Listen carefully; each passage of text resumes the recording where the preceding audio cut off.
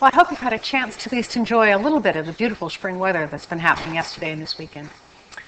Do people have any questions about photosynthesis, the topic we discovered on Wednesday and Friday? Okay. Probably not quite as cheery a thing to talk about as spring weather is the fact that we will be having our third hour exam a week from Friday. So you might want to keep that in mind. Make sure you're current with things, that if you have questions that you can bring them up to us or to Susan or Angie or whoever.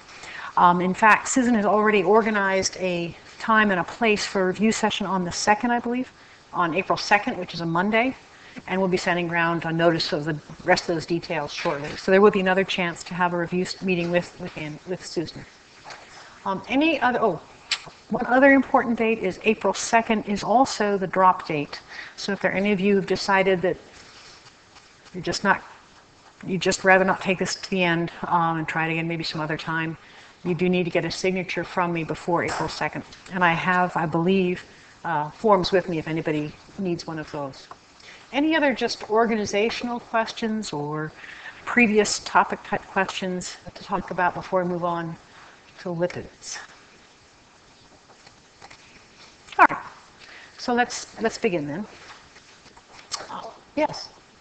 I'm sorry. I'm going to be having a study group this Sunday. Oh, okay. At the library. Great. Okay. So there'll be that as a resource as well this coming Sunday. Angie will be leading a study group as well. Any other questions, requests, concerns, corrections?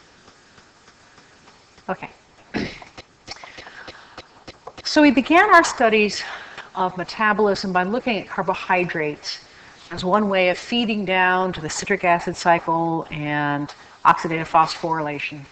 And we've just finished talking about photosynthesis, where we've provided the starting energy to make carbohydrates. But of course, there's two other big domains that we can talk about. And these two domains are grouped, one of them under the name lipid metabolism. And lipid metabolism covers all the lipids, phospholipids, glycolipids, sphingolipids, cholesterol, and so on. And the other big area is nitrogen metabolism, and we'll be talking about that after we've been talking about the lipids. And the issues are going to be similar to some extent. There's going to be places of regulation. There are going to be questions of energetics. Some of the pathways are anabolic, some are catabolic. We're going to see there are areas where the reactions resemble ones we've seen before, and I will try to point those out. If they don't look familiar right away, that might be a good thing to go back and double check on, because it's a chance to learn that if you missed it the first time. But there will also be some issues that are more specific to that general realm. And in the case of the lipids, a number of those issues revolve around the fact that they're part of energy metabolism and the fact that you have to do a lot of reduction. To make a lipid, you get a lot of energy out of lipids. Those are sort of some of the global issues.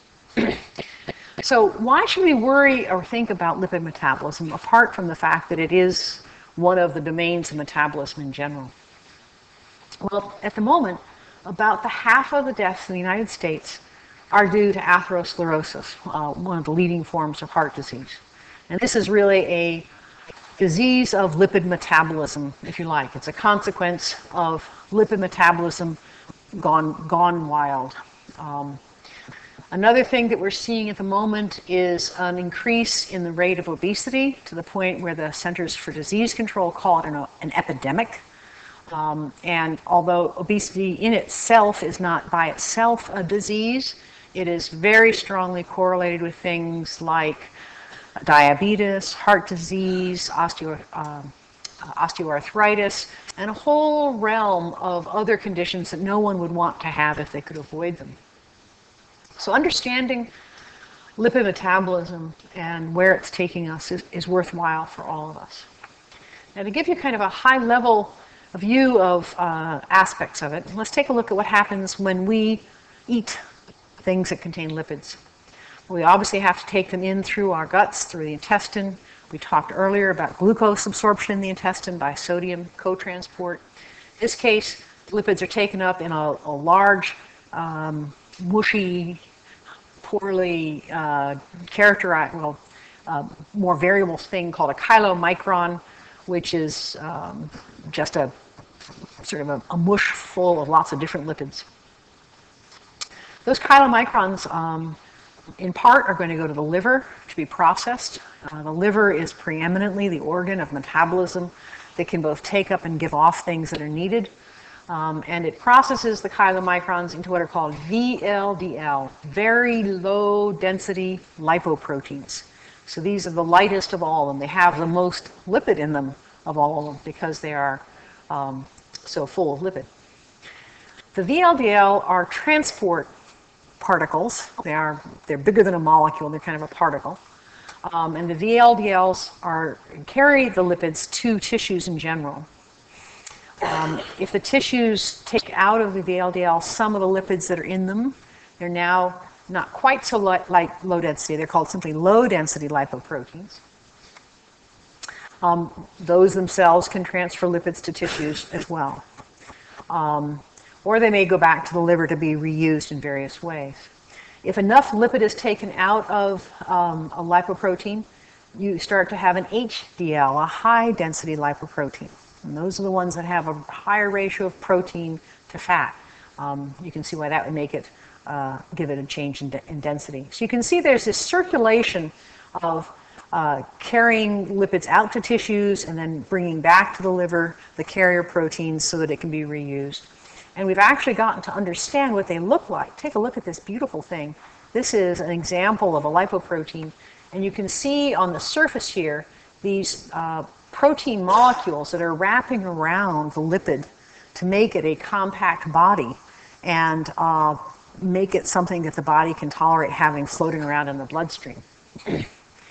When things go wrong, it can look like this. So this is a blood vessel in someone, an artery specifically, that is now, 75%, 80% cut off because of this deposit of atherosclerotic plaque, which is a mixture of lipids and dead cells and calcium and a number of other nasty things. It doesn't look like it should be there, and it shouldn't be. So to give sort of the overview of what we'll be talking about in the course of lipid metabolism, we're going to go back to our high-level map again. In the case of lipids, the principal biopolymers that we're going to talk about are not very big polymers. They're just the triacylglycerols. So they're polymers, but they're tripolymers instead of great big polymers. They can be broken down into the monomer of a fatty acid. Those fatty acids then are broken down into 2 and 3 carbon intermediates. And we're going to see we get a lot of acetyl-CoA out of most fatty acids. If they're broken down to those intermediates, one of the principal things they're used for, again, is the citric acid cycle. In terms of energy production, as we used the pyruvate for the citric acid cycle, the 2 and 3 carbon fragments end up there again. On the other hand, we may be in a state where we're making fatty acids, in which case we use small carbon pieces to build up fatty acids, and they can then be stored in the form of triacylglycerols. The breakdown, the catabolism of fatty acids produces NADH and ubiquinone, reduced NADH and ubiquinone. So it can produce ATP through the oxidative phosphorylation pathway we talked about right after we talked about the carbohydrates. This is a little misleading. I'm not quite sure why they've got an NAD plus coming in there. More commonly, we'd be using NADP plus as the reducing power to make a fatty acid. So breaking down lipids, principally we do that to get their energy out of them. They're the most reduced compound in biochemistry, so they have the greatest energy density. Building things up, we make more interesting compounds. There's quite a variety of lipids that we need to make to have a fully equipped and balanced body. We'll talk a little bit about ketone bodies. Ketone bodies are a special form of lipid metabolism. They're principally done when we're fasting. They're a tool that the tissues, like the brain, that don't like to burn lipid can use instead. We'll talk a little bit about some of the synthesis of the other lipids in the body uses, such as phospholipids and so forth. talk a little bit about the fact that lipids are biological signals. This is something that's only really been appreciated in the last couple of decades, that some specialized form of lipids are local and sometimes global signals to what the metabolic state of the cell is or the organism is and what needs to happen. And we'll talk a bit about cholesterol metabolism since it's so relevant to our concerns about heart disease and so on. Let me see if I can put that up a little bit.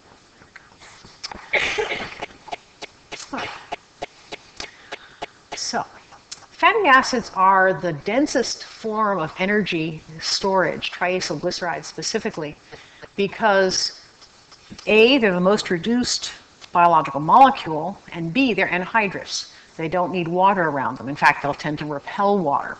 And so a migrating bird will put on sometimes as much as half of its body weight as fat in order to make a migration flight of 3,000 miles or something without eating.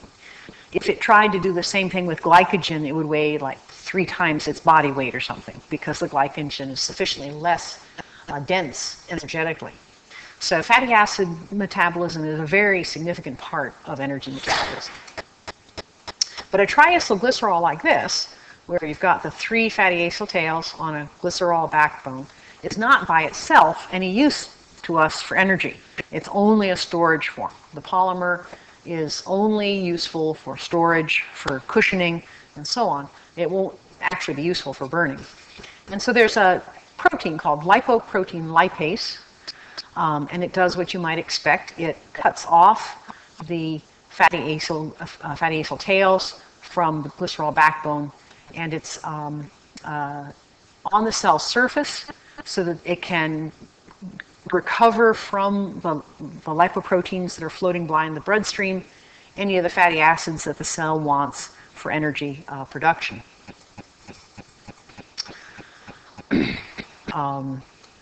There's a second kind of lipase that can break down triacylglycerols, and those are ones in the tissues, and those are under the control of hormones, as you might expect.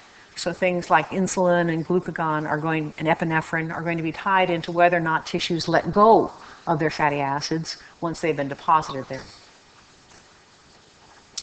A small amount of the fatty acids are carried on albumin, a protein in the blood that's the most abundant protein in the blood. It acts as kind of a non-specific carrier for a large variety of things. And the reason that it might be carried on albumin rather than floating free is because it's basically a detergent. A fatty acid has a fatty acyl tail, and it has a, carboxylic acid head. It's an amphiphilic compound, and it's a detergent. And this is why, for instance, olive oil is not a bad antibacterial compound. I don't know if any of you have heard the story of the Good Samaritan who took the beaten up guy to the inn and poured wine and oil into his wounds. And if you're like me, you would wonder, why was he pouring wine and oil into his wounds? Well, the wine was more sterile than the water around there, and the oil's an antibacterial. So actually, he was being very nice, not just throwing food away. So, but like so many things, the free fatty acid cannot by itself be usable as a substrate for the rest of the pathway. It has to in some way be activated. Just like we had to activate glucose if we wanted to make glycogen or cellulose, we have to activate the fatty acyl tail so it has a point of entry, a place where the enzymes can do something. And the way it looks is something like that. I can start off with our free fatty acid over here. We're going to invest ATP to make an acyl adenylate. So we've got the acyl tail here and just adenosine and 1 phosphate. The inorganic phosphate that came off is then split into 2 inorganic phosphates, and that pyrophosphatase is what drives the reaction forward. By breaking this high energy bond in the pyrophosphate, that drives the energy forward. We've seen that a number of times. But now the fatty acyl tail has in fact a high energy bond there, and so it's activated. It can be engaged in reactions with other molecules, and the fatty acyl tail is then transferred from the adenosine moiety over to a CoA moiety. And so now we have acyl CoA. Remember the high energy bond, the bond of a CoA compound is roughly as equivalent as a ATP high energy bond. and an AMP over here. So this actually costs you, two high energy bonds in order to get an activated acyl-CoA. We're investing 2 high energy bonds for each fatty acid that we want to activate. Okay? But as you might guess, acyl-CoA, here we have our acyl-CoA molecule. Acyl-CoA is not a very easy molecule to get across membranes. It's got that great big CoA head, and in any case, fatty acids don't flip through membranes. So we need to get it somehow into the mitochondrion where all the interesting metabolism is going to go on. So the triacylglycerides can be stored in the cytoplasm. They can be activated into acyl-CoAs, but they've got to get into the mitochondrion in order to be used for energy. And to do that, we use a carrier called carnitine. So the acyl tail is transferred from the CoA compound to a carnitine to make an acyl carnitine. So there's the acyl group there. That's the carnitine structure there. And it turns out to be roughly equivalent in energy to the acyl-CoA. Again, one of these bonds that we're not quite sure why that's true, but it is. And the acyl carnitine then can be carried through the carnitine transporter. So the carnitine transporter is kind of the gatekeeper for whether or not fatty acids are going into or coming out of the mitochondria. So when the acyl tail is on the carnitine, it will go into the mitochondrion through the carnitine transporter and be restored as an acyl-CoA by being transferred to a new CoA molecule. That liberates the carnitine to go back out again, and there you are. You might wonder where it gets its name. Carnitine suggests the idea of being in meat, and in fact it is, because it's used as one of the things that mussels use to get fatty acids into their mitochondria. And actually, it turns out to be medically significant. There's a condition in the legs. I don't know if any of you have parents who have pain walking when they walk a long distance. And it's, in some cases, due to the fact they don't have enough carnitine, and they can't get the fatty acids into the mitochondria fast enough to fuel their muscles. And that can be treated with carnitine in the diet. We still haven't got any energy out of this thing. It's still all been a matter of getting it ready, ready, set, and now we're going to go. The big source of energy from fatty acids is beta oxidation. It's called beta oxidation because we're going to look at the beta carbon and see that it be oxidized. So you have the carbonyl carbon here, which was the carboxylic acid. You have the alpha carbon next to it, and the beta carbon is the second carbon away. That is the carbon that will be oxidized in the process beta oxidation. The process of beta oxidation happens principally in the mitochondria, which is not too surprising because we've got the citric acid cycle, we've got electron transport there. And this is going to be the principal way we do break down fatty acids. We will mention another important but less abundant one. And the principal reason for doing beta oxidation is energy. And the point of beta oxidation is to split up this long fatty acyl tail, this particular one is shown as a 16 carbon one, into 2 carbon bits. And so after each round of beta oxidation, a new molecule of acetyl-CoA is liberated. So here you have one acetyl-CoA and another and so on. And each acetyl-CoA, of course, has 2 carbons on it. So it's ready to be fed into the Krebs cycle, into the citric acid cycle. And its oxidation in the citric acid cycle is exactly like the oxidation of acetyl-CoA coming from pyruvate, or acetyl-CoA coming from an amino acid. So once we can beta oxidize a fatty acid down into acetyl-CoA, we have a good place to burn it up. All the action is going to happen at the activated end. So you have this long molecule, and it's been drawn in what's sometimes called backbone format to remind you that all you have once you get past here is carbons and hydrogens. It's a very non-polar, fairly reduced form of carbon. And everything interesting is going to happen within 2 carbons of the CoA molecule. We're also going to see that the reactions that are going to occur resemble ones, some of them resemble the ones in the citric acid cycle. You might remember I said, pay attention to these. We're going to see them again several times. This is where we're going to see them. So one 16-carbon fatty acid will provide 8 molecules of acetyl-CoA after 7 rounds of beta oxidation. Any questions? Okay. Okay. So here we're coming in with a fatty acyl-CoA, and the next step is going to be a dehydrogenase with an FAD that's reduced to FADH2, and the electrons from the FADH2 are transferred to ubiquinone to reduce it to QH2. So that should sound very familiar. That's right straight out of the citric acid cycle. In the next, and what we've done by doing that, so let's pay attention to what happened to who. Here we have the alpha and the beta carbon. We took out electrons from it, and now we have a double bond there instead of the bonds we had before, so it's starting to be oxidized. There's fewer hydrogens on it. It's starting to be an oxidized carbon. This is now called enoyl-CoA because it's an ene group there. The next step is a hydratase, which might sound familiar. It simply adds water across that double bond. And now we have 3-hydroxy acyl-CoA, so it's on the 3-carbon or the beta carbon.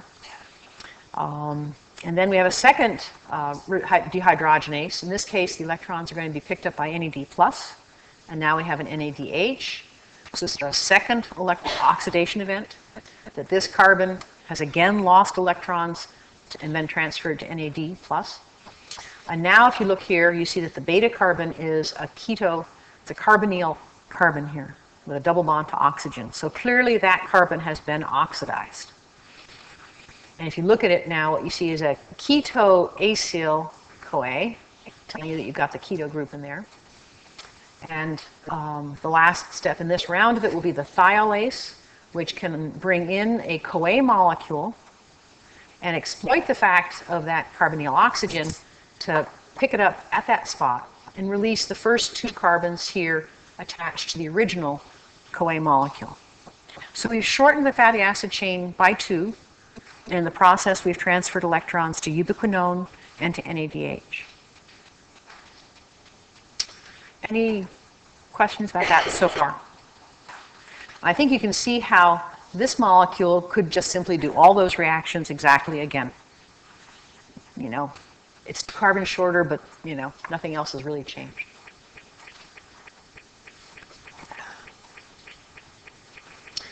It's an extremely productive of energy kind of process.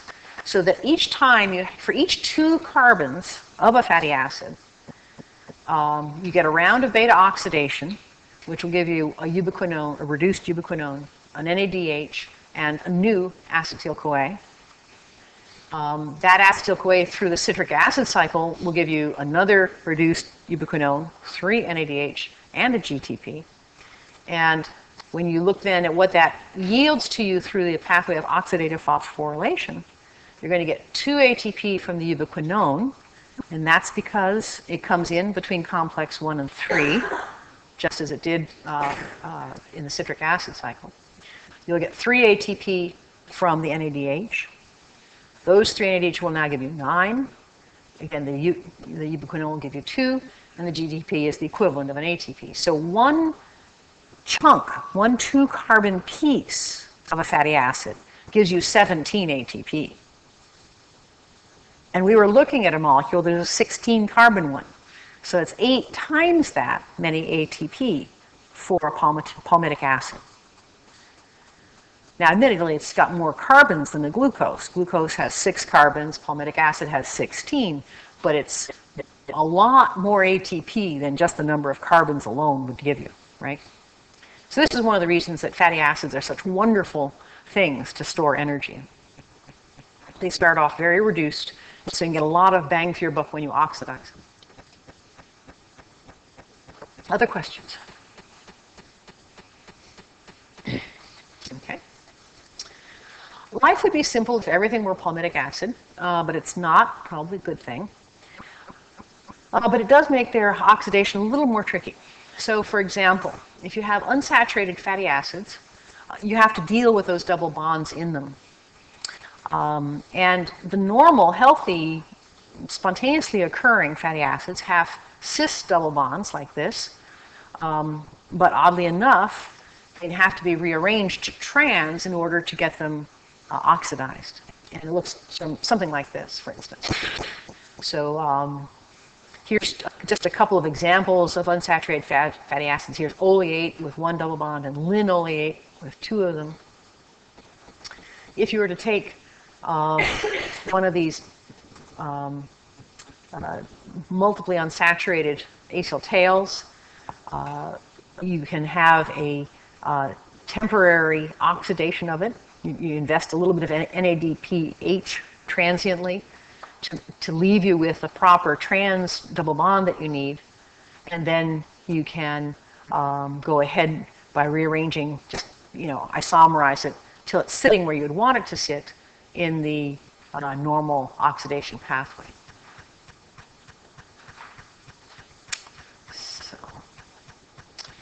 There are some places where we see fatty acids that have an odd number of carbons. Instead of being 16 or 18 or 20, they might be 17 or 19. And so somehow or other we have to deal with that. You can see how the first bit of the oxidation is going to be normal. You're just going to chop them off two at a time. But if it's an odd number of carbons, the last thing you'll end up with is a 3-carbon fragment, 1, 2, 3 carbon fragment, which is procuranyl-CoA, methane, ethane, propane, procuranyl-CoA. And that's not really what we wanted to get to. But the body can deal with that. So for instance, something got overstepped there. I'm sorry, I'm not quite sure what happened in there. So you can extend that chain by investing a bit of energy. So if you invest an ATP into it and a carbon dioxide, you now have a 4-carbon fragment. It's not a straight chain one. We weren't able to add to the end of it. We're adding at that spot. And this is a methylmalonyl-CoA. That methylmalonyl-CoA can be rearranged into the shape that we want it to be. And if we do that, okay, do we have right? It can ultimately then be rearranged into a succinyl-CoA and oxidized from there. One of the things that we're going to see in many parts of lipid metabolism is vitamin B12, or its cofactor made out of it called cobalamin cofactor. And cobalamin is the most intricate of the cofactors that any enzymes take advantage of. You can see this porphyrin ring in the middle with a cobalt in the middle, one of the very few places where cobalt is seen in biochemistry. And then, flailing away off the top and off the bottom are adenine rings, and then these little, cute side chains of lipids that make it. Oh, sorry. Excuse me. That finger doesn't like me. Let's see if I can get away from it. And what's handy about the cobalamin is that it's able to move carbons around. It can pluck carbons off of a backbone and move it to another part of the molecule. All possible because of the odd chemistry of this particular cofactor. Now, I promised you that there was some other places where fatty acid oxidation can happen. And the other place where fatty acid oxidation can happen are in cellular structures called peroxisomes. And what happens in peroxisomes looks a little different. So, for example, if you start off with an acyl-CoA that looks like this, the first step starts to look similar in that you have an acyl-CoA oxidase that uses FADH2, but it transfers its electrons to an oxygen, and in the process makes hydrogen peroxide. This is pretty vicious stuff, hydrogen peroxide. And the cell can use hydrogen peroxide either as a germicide to attack cells or as a highly oxidative reagent to break down noxious compounds. But you can see why the cell would want to keep all that stuff inside an organelle where it's not going to get out.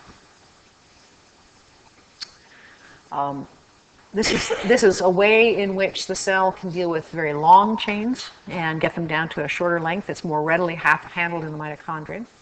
It can also handle branched chains. So here is a branched chain lipid called phytonate. This is one of the lipid tails on chlorophyll. If you remember back to our photosynthesis, we talked about how the chlorophyll had that tetrapyrrole ring with, fringy bits of lipids hanging off of it. This is one of those fringy bits of lipids, but because it's branched, it's not very easy to metabolize. You certainly can't break it down by plain old beta oxidation, but the peroxisome can handle it.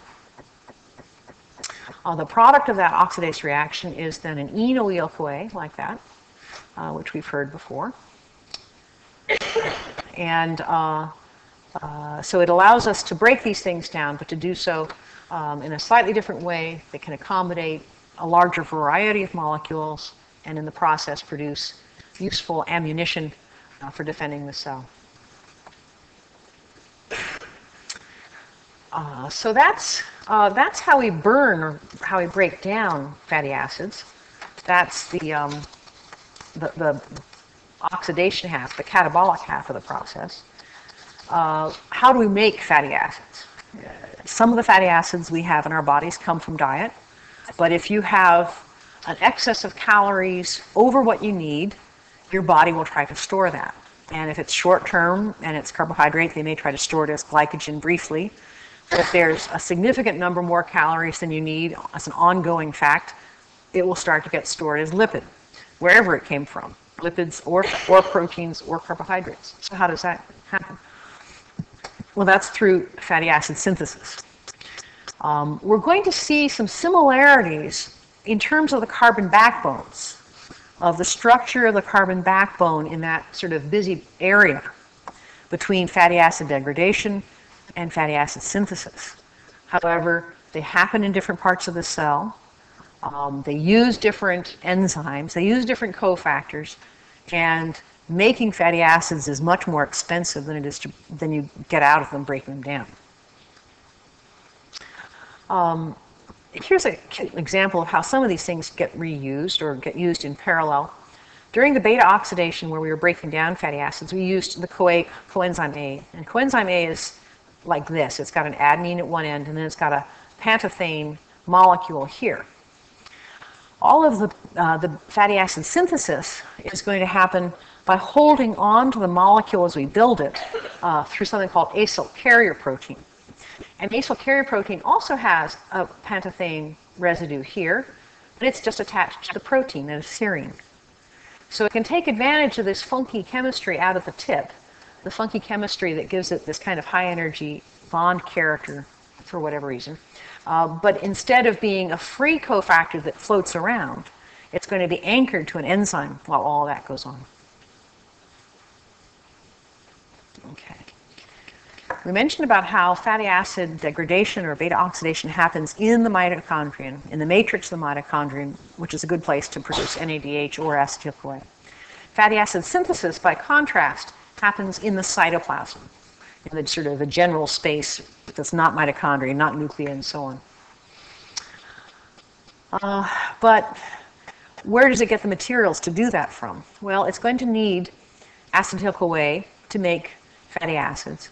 But the principal source of it is going to be coming from the mitochondrion. And so we have a shuttle going on again. If you've got acetyl-CoA here, that acetyl-CoA may have come from carbohydrate. It may have come from protein. But it's got to get out of the matrix to be useful. And so a molecule of citrate is made, which is just the plain reaction of the citric acid cycle. You can see it's exactly the same reaction as if it were going to the citric acid cycle. But if you're going to be making fatty acids, this citrate is going to leave the matrix, enter the cytoplasm, and through ATP citrate lyase, make up a new molecule of acetyl-CoA, and return a molecule of oxaloacetate, which has its own ways of getting back into the mitochondria. So this particular transport reaction is somewhat expensive. It takes a high energy bond to do this transport. So clearly it's worthwhile. On the other hand, if you're making fatty acids, you're rich at the moment anyhow. So the fact that it costs money is not a problem. It costs energy. in business world, time is money, and metabolism, time is energy, or something like that. So we have an acetyl-CoA molecule, and what do we do next to make that into fatty acid? Well, you think of acetyl-CoA itself as an activated compound, and of course for some purposes it is, but you now have to make an intermediate that has the energy to go through the rest of the synthetic process. And so we're going to turn that acetyl-CoA into malonyl-CoA. We're going to add a carbon dioxide to it. This reaction, acetyl-CoA carboxylase, of adding the CO2 to acetyl-CoA, is the committed step for fatty acid synthesis. The only thing you're going to use malonyl-CoA for is fatty acid synthesis. And it is also the rate-limiting step. We know from other reactions that CO2 doesn't just pop onto stuff in general. In this particular reaction, we're going to use a biotin, and you've probably heard that from your B vitamins. It costs us an ATP, one high energy bond, to make a biotin CO2, or carboxylate. And so we have the biotin carboxylate plus an acetyl-CoA will yield the malonyl-CoA and then the biotin. So now we have a 3-carbon fragment. It sort of looks busy at both ends, if you like. We're going to see that only 2 of these 3 carbons ends up in the fatty acid.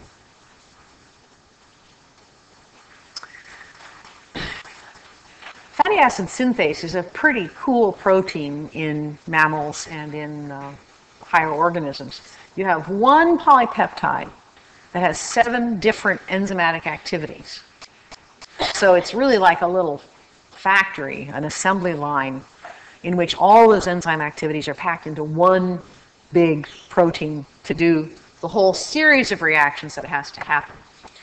That's in us. In bacteria, it's a multimeric complex. So that's an interesting question in its own right. But the first thing that has to happen is we have to charge the enzyme with one of these active carbon backbones. So here we have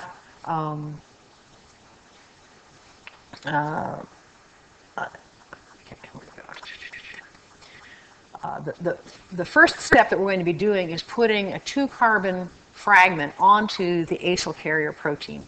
You remember I pointed out the fact that acyl carrier protein has a pantothane group on it, like CoA. And so the first reaction is to charge the acyl carrier protein with at least one of those groups. And in doing that, the reaction is going to get driven because we're going to throw away the extra carbon that came in the form of a carbon dioxide. And so the kind of transfer steps we're going to see look something like this. We have acyl carrier protein that can carry the acyl groups, and we have a second site on it, a cysteine, in which the 2 carbon fragments are attached. And with an attack from there to there, losing the CO2, we now have a 4-carbon fragment on the acyl carrier protein, but that 4-carbon fragment is somewhat oxidized. See the carbon with a carbonyl bond there. Clearly, if we want this thing to turn into a fatty acid, we're going to have to reduce that carbon. Just as there is beta oxidation during fatty acid breakdown, this is going to be a beta reduction process. We're going to have to keep reducing that carbon. So now we have acyl carrier protein charged with a 4-carbon backbone, but one that has a carbon that seriously needs some reduction. And how does that look?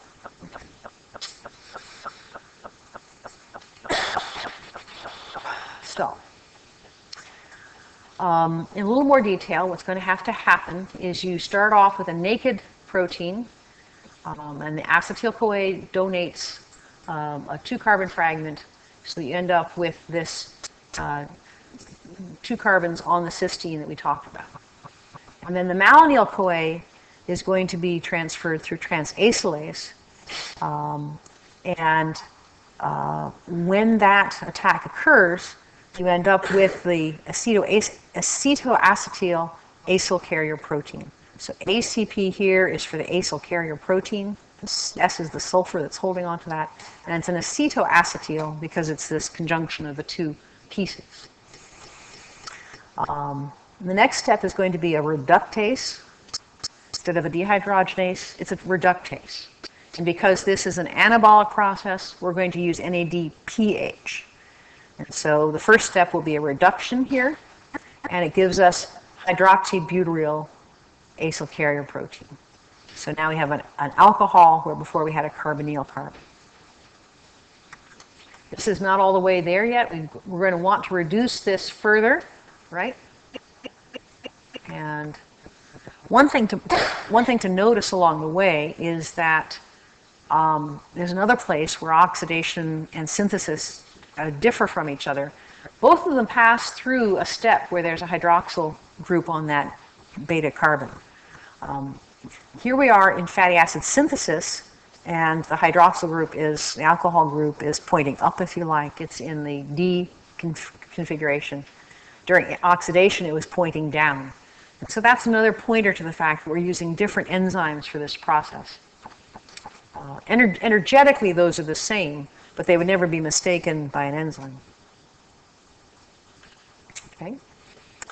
The next stage is a dehydratase. Instead of a hydratase, it's a dehydratase. We're going to take a water out of it.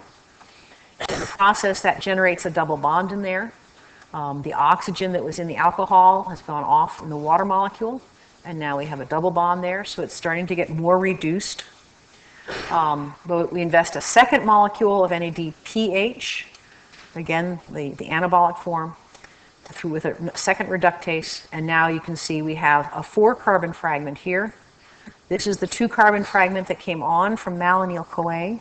One of those carbons went off to drive the reaction, and this carbon is now a fully reduced carbon. It's as reduced as it's going to be in a fatty acid.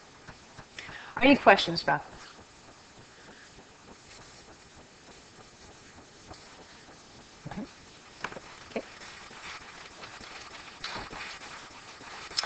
Now that we have a 4-carbon fragment,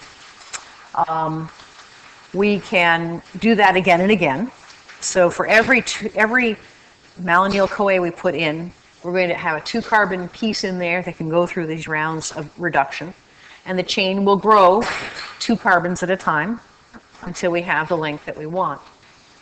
And the enzyme can recognize the length of the fatty acid and decide when the right time is to release it. And the principal product is going to be palmitate, which is a 16-carbon fatty acid. And it will hydrolyze the thioester bond there and release it as palmitate. Not all the fatty acids in your body are palmitate, fully saturated 16 carbons. There are ones that can there's some that are desaturated, there's some that are longer, and so all those things have to be done to make all the other family of fatty acids that the body needs. So elongases will add 2 carbons at a time.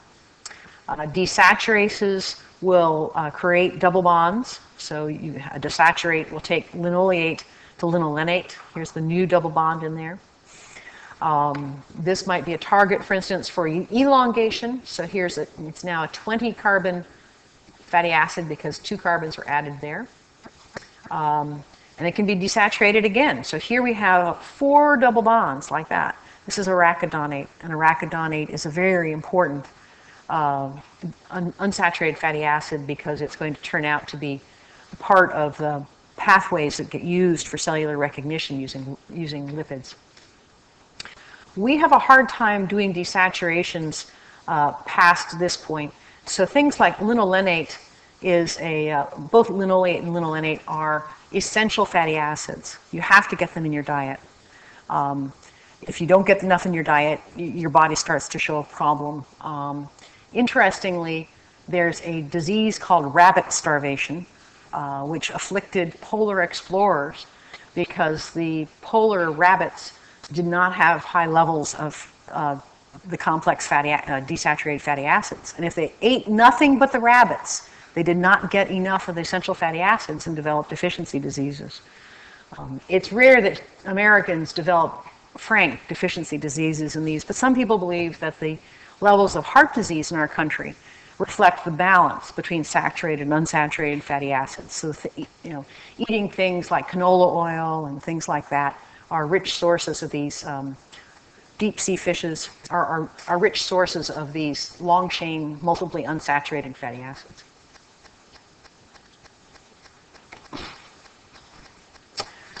So, well, you know that there's regulation involved.